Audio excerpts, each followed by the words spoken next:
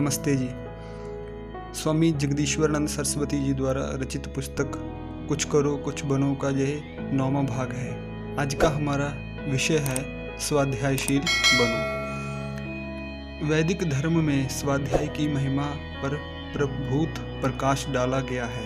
हमारे वेद, उपनिषद, स्मृति, दर्शन शास्त्र और ब्राह्मण ग्रंथ स्वाध्याय की महिमा से भरे पड़े हैं। वेद में कहा गया है, जो सबको पवित्र करने वाली ईश्वर प्रदत्त और ऋषियों द्वारा संचित ऋचाओं का अध्ययन करता है, वह पवित्र आनंद रस का पान करता है।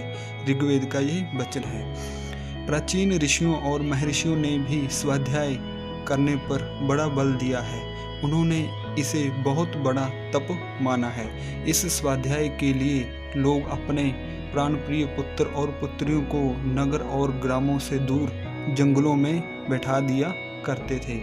मानव जीवन को 4 आश्रमों में बांटा गया है। उनमें से 3 आश्रमों ब्रह्मचर्य, वानप्रस्थ, संन्यास में तो केवल स्वाध्याय ही होता था। गृहस्थ के लिए भी स्वाध्याय आवश्यक कर्तव्य था। तभी तो आचार्य दीक्षांत भाषण देते हुए अपने स्नातकों से कहता था, स्वाध्याय और वेदोपदेश में कभी प्रमाद ना करना। स्वाध्याय जीवन के लिए है भी परमावश्यक। जिस प्रकार शारीरिक उन्नति के लिए भोजन आवश्यक है, ठीक उसी प्रकार आत्मिक उन्नति के लिए स्वाध्याय भी आवश्यक और अनिवार्य है। स्वाध्याय से विचारों में पवित्रता आती है, ज्ञान की वृद्धि होती है। यदि किसी तालाब में पानी आना बंद हो जाए तो उसमें कीड़े पड़ने लग जाते हैं, उसके ऊपर काई छा जाती है, पानी सड़ने लगता है और उसमें बदबू आने लगती है। ठीक इसी प्रकार स्वाध्याय के अभाव में हमारी मानसिक वृत्तियाँ कलुषित एवं दूषित हो जाती हैं। हमारा ज्ञान सीमित हो जाता है और हम कूप मंडूक बन जाते हैं। यदि प्रतिदिन 1 घंटा भी स्वाध्याय किया जाए और 1 घंटे में 20 पृष्ठों का पाठ हो तो 1 मास में 600 पृष्ठों का एक ग्रंथ पढ़ा जा सकता है। तनिक सोचिए, इस प्रकार स्वाध्याय करने से आपके ज्ञान में कितनी वृद्धि होगी। स्वाध्याय के बल पर एक साधारण व्यक्ति महान बन सकता है। स्वाध्याय के बल पर अनेक व्यक्ति उच्च कोटि के विद्वान बन गए। यदि हम इतिहास के पन्नों को पलटें तो हमें ऐसे अनेक उदाहरण मिलेंगे। वर्मोंट अमेरिका में एक मोची था, नाम था चार्ल्स सी फ्रास्ट। उसने अपने कार्य के व्यस्त क्षणों में प्रतिदिन 1 घंटा बचाकर 10 वर्ष तक नियम पूर्वक गणित का अध्ययन किया।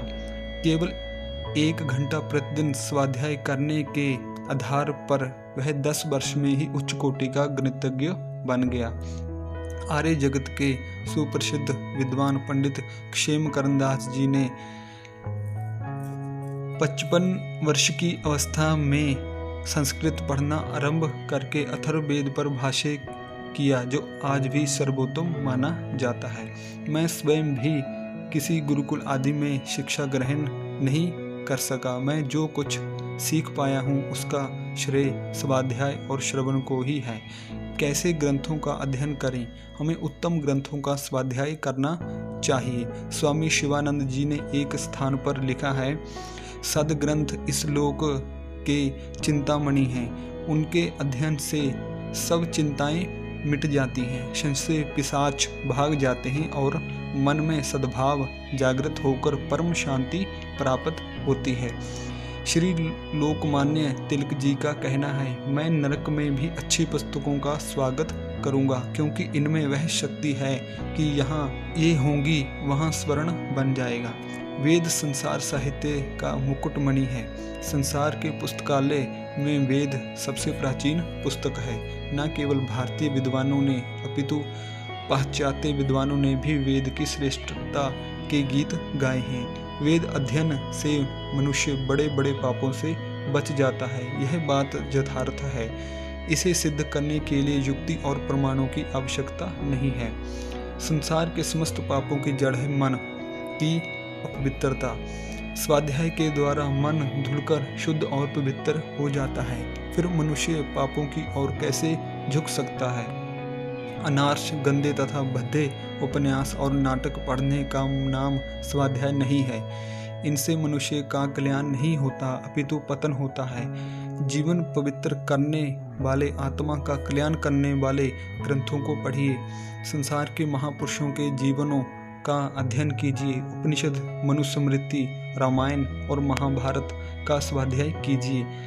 सत्यार्थ प्रकाश, ऋग्वेद आदि भाष्य, भूमिका, संस्कार विधि और व्यवहार बानु आदि ग्रंथों को पढ़िए। जहाँ तक बन सके आर्ष ग्रंथों का स्वाध्याय कीजिए। महर्षि दयानंद के शब्दों में आर्ष ग्रंथों का पढ़ना ऐसा है कि जैसा एक गोता लगाना बहुमूल्य मोतियों का पाना। देश की विभूतियों, यदि आप महान बनना चाहते हैं, ज्ञान और विज्ञान प्राप्त करना चाहते हैं, नाना विद्याओं से पारंगत होना चाहते हैं, तो एक बात सदा स्मरण रखो, स्वाध्याय में कभी प्रमाद ना करो। प्रतिदिन स्वाध्याय करने को अपने जीवन का अंग बना लो। तो स्वाध्याय की श्रेष्ठता को दर्शाता आज का हमारा ये वीडियो। आशा है आपको बहुत कुछ सीखने को मिला होगा। तो आप सब भी हर रोज प्रतिदिन समय निकालकर कम से कम आधा घंटा, 1 घंटा स्वाध्याय करें। मिलते हैं हम एक नए विषय के साथ। तब तक के लिए नमस्ते जी। ओम।